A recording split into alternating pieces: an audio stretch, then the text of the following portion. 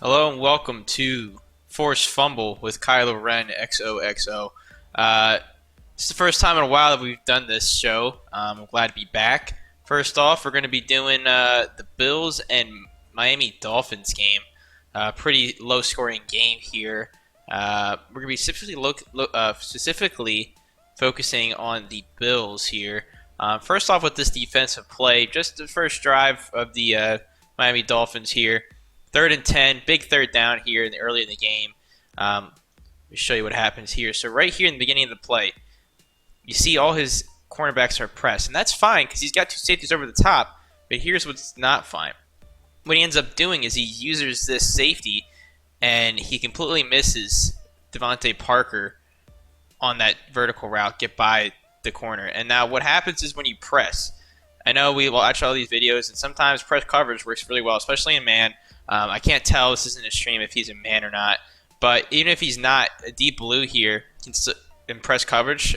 As long as the receiver has a better release rating, he can get by them. Excuse me. So, what ends up happening is he puts him in press. Devontae Parker has a better release rating, gets by him, and it's an easy touchdown. So, lesson learned.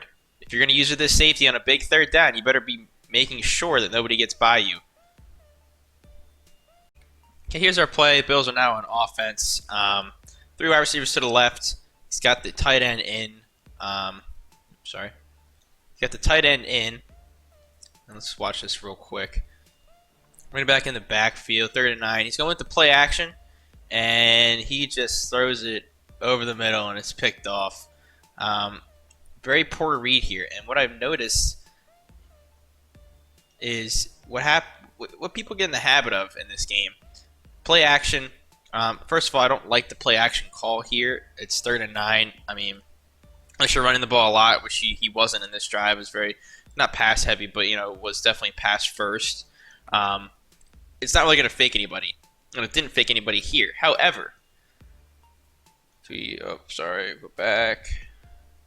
If we pause it right about there. Back up a little bit.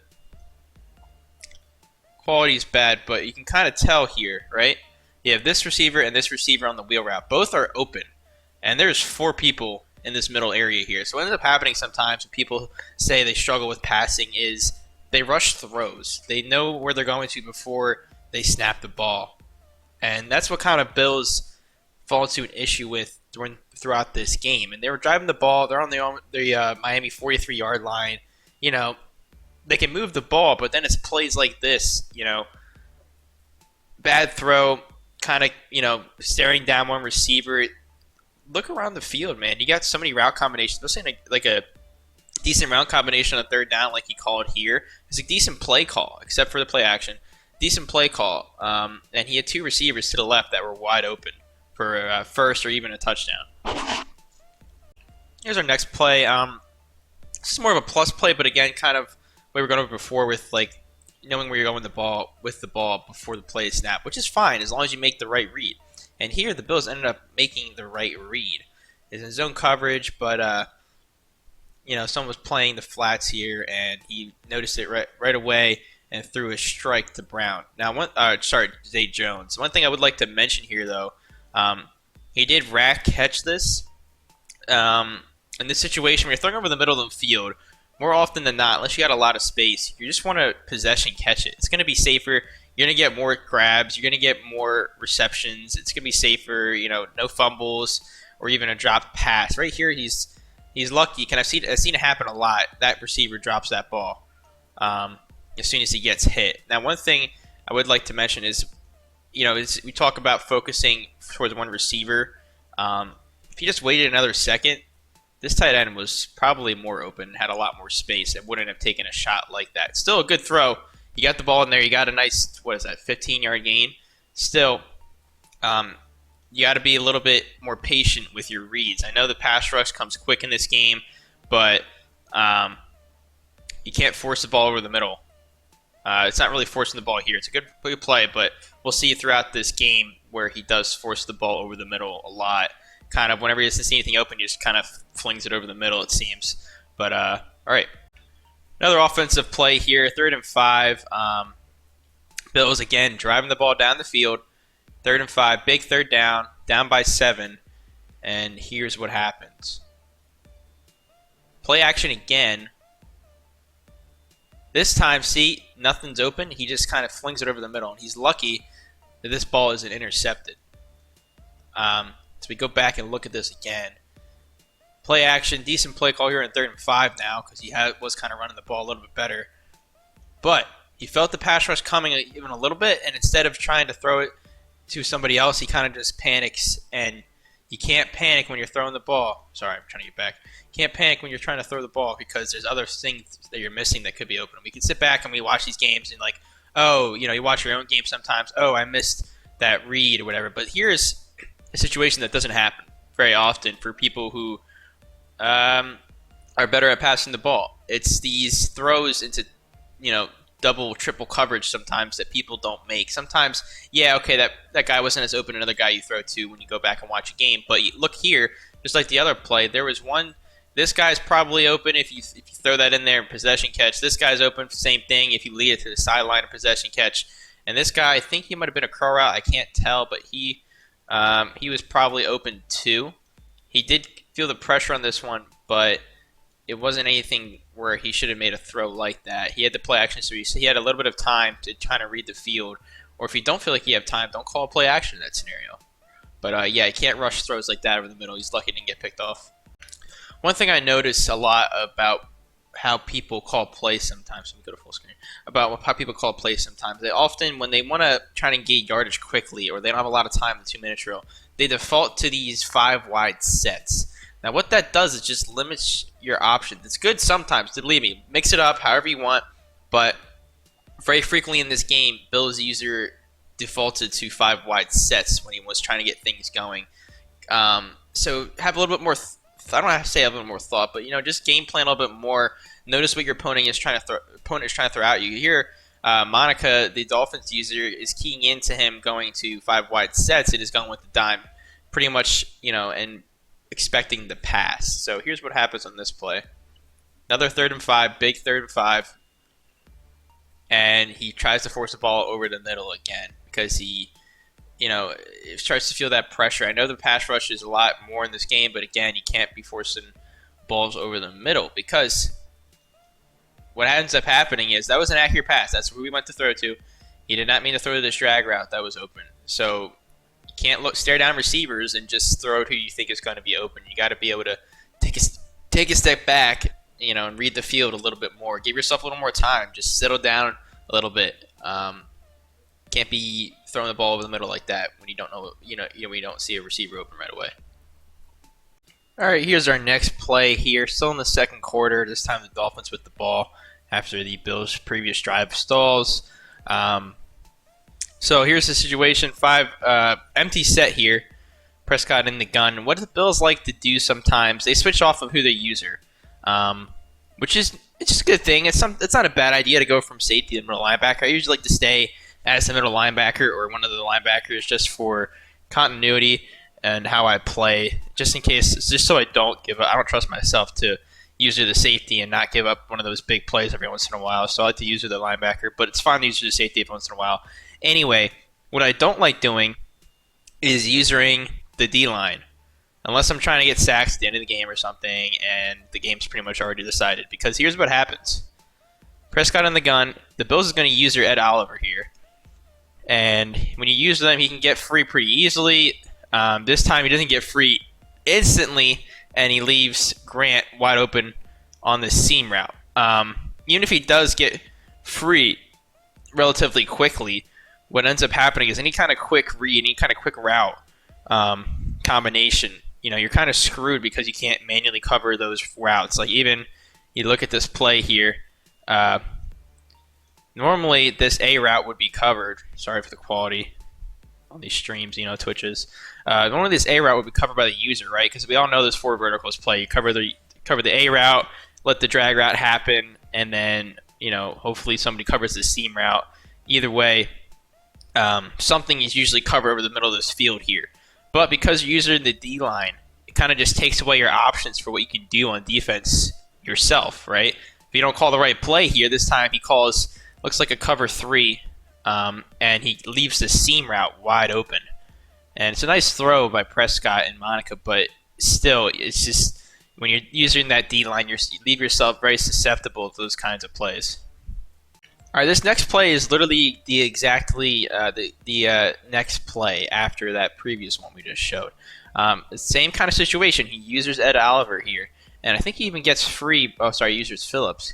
He uses Phillips at defensive tackle, but either way, again, that angle route that usually a user would be able to see right away as soon as Drake makes that cut right about here, right? You're watching here, you sit in the middle, you see this guy coming out here. There's only one option. You can go to the sideline, which you kind of tell because they don't really run this route well usually unless they're one of those good receiving backs like Kamara or McCaffrey. But you can tell this is going to be angle route pretty much right away, especially when he's right here and he's in this break.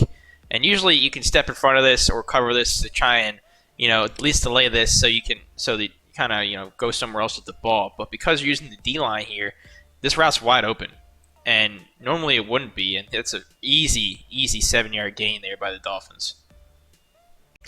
Now, here's the situation. This is right after that previous drive. The Bills end up stalling that Dolphins drive out finally and force a field goal. 7-point game here, right? Nothing crazy. You're not down by a lot. Single back set. 3 wide receiver set still. 1st and 10. First play of the third quarter, right? I've been over this before with our old user Colitz. I think he actually even had, this is when Colitz had Ezekiel Elliott, but now the Bills do because of the reverse trade earlier in the year. But you haven't been running the ball a whole heck of a lot. 50 yards in the first half, and a lot of them didn't really go to Zeke, right? So, and Monica is in a nickelback set here. She's ready for the pass. She's not really playing into the run. She's not selling out for the run. She's not really that afraid of Ezekiel Elliott. So what does the Bills user do? They call the play action here, on first down.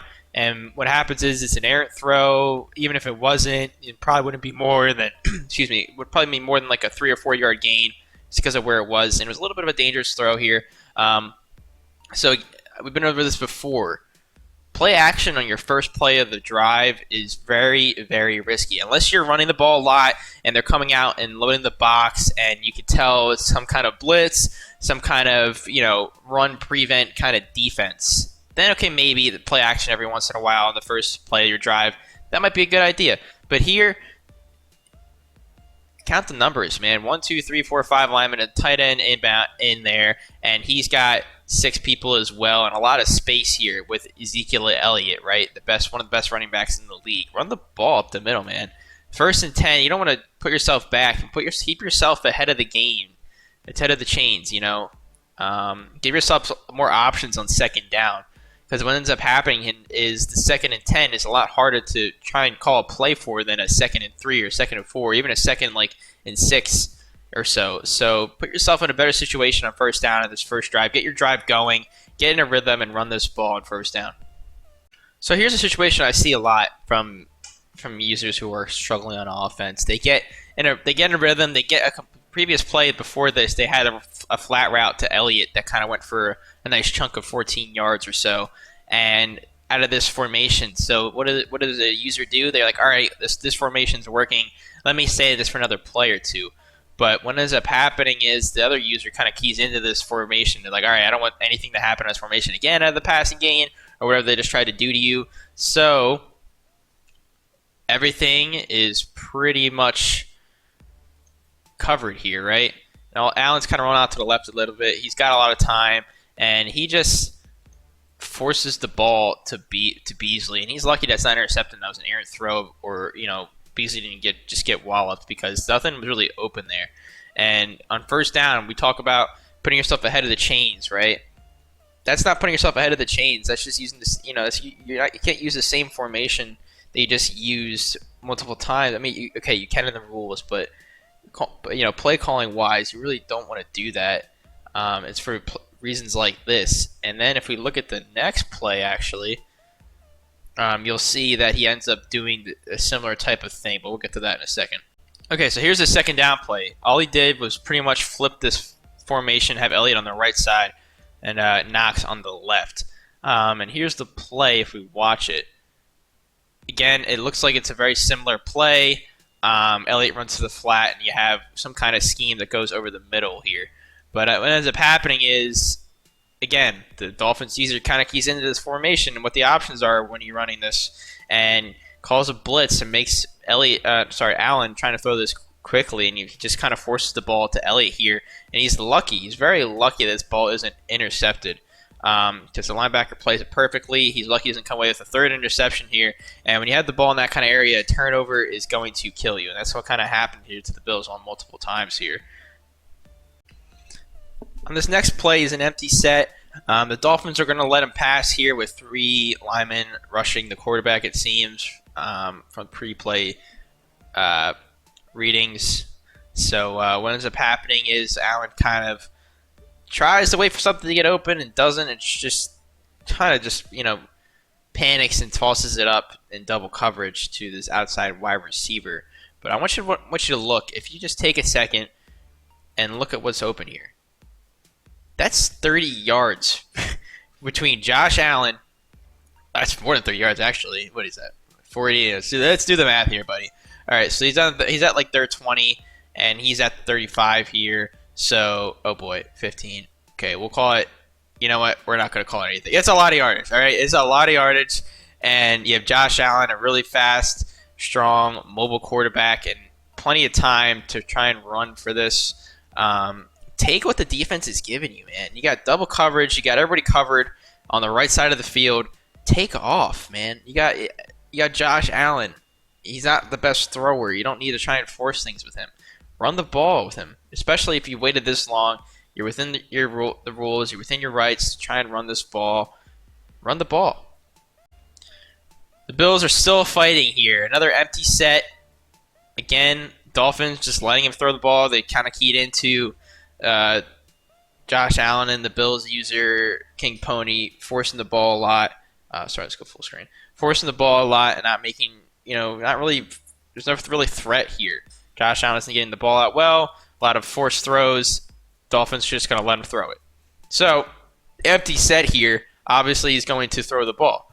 Now, let's watch this play for a second. Cover 3 defense. Josh Allen. This time, he does take it down and run, but except that there really isn't any space to do so. Let's watch one more time. Cover 3 here. Deep safety. He's calling some kind of, looks like the 4 vertical play that Monica called earlier, only the Dolphins users are doing the same thing and using the D line, right? And look what's open. This drag route is wide open. This drag route is wide open. Instead of throwing it there, the check down, Allen was looking to the end zone, panics it's not open, and tries to pull it down for the first time and just gets sacked on the play. This next play is just kind of a technique thing I want to go over real quick. It's a nice throw here, 3rd and 12. Another play action, which I don't like, but it's a nice throw here and a nice catch by Beasley, but he's lucky it's a catch. You got to be able to possession catch that. You're lucky that you come away with a catch there because of how much traffic you're throwing into. It's a nice throw and read. It's a tight window, which Josh Allen gets it in there, but again, don't be afraid to just possession catch that. That should be one of those ones where the receiver pulls it down with him, and you don't have to worry about him dropping it and or losing the ball or whatever. So possession catch is key in those throws over the middle. So this is immediately following the Beasley catch we just saw. 1st and goal, he called a run out of the shotgun to his backup running back, number 34. I forget his name now. Then here's the 2nd and goal play. This bunch set to the right. I'm just going to give you a little hint now. What I do and what everybody else does, because everybody hates this stupid pitch play. Not stupid, sorry. But what kind of this pitch play, right? When this out of this bunch set, just because of how hard it is to defend. So the Dolphins kind of noticed this, right? They're in this 4-3 set on the goal line, on the 3-yard line. They're in this bunch set, and Dolphins are keying into what the possible options here out of the set are, and under 4-3 set that kind of covers this outside leverage. So we'll show you what happens here. This is the 2nd and goal play. It's not a terrible play call, I guess, but 2nd and goal on the 3-yard line where you need a touchdown here to tie the game. Sure, give it to Elliott here, right? But Go in the goal line set. Run it up the middle. Who's going to stop you on this Dolphins defense? Elliott's such a powerful back. And then they go into this is a whole sequence I kind of filmed here just because of how the Bills kind of called this play, these sets of plays here on the goal line. Shotgun set, I don't mind, but look what the defense comes out in. Don't rush these plays. Look what the defense is giving you. Even if you don't like the play, you have timeouts. You don't like the formation. You don't like your options out of it. Call a timeout and come back again. But what you end up happening here, you have your two tight end set. You have your running back. It's very clear that you're going to try to run the ball here. And if you don't, not a lot's going to be open immediately if you press coverage, which is what the Dolphins end up doing. But what you can do in this situation, what I like to do and what people like to have seen me do is you come out and one of these shotgun sets, if the run isn't working, the goal line set isn't working, you come out in these shotgun sets and you look for those bubble RPOs, because what ends up happening is these guys out here, still a linebacker trying to cover a wide receiver here. He's going to key into this run. All right. Let's watch this a second.